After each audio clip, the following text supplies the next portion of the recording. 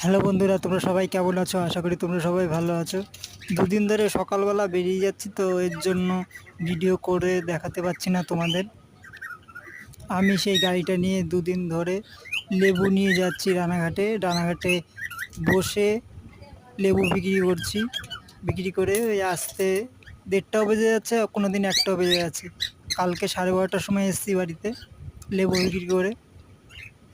1 বস্তা মতন নিয়ে গেছিলাম লেবু গাড়িতেই। আমি তো হাঁটাচলা করতে পারি না, গাড়ির মধ্যেই থাকে।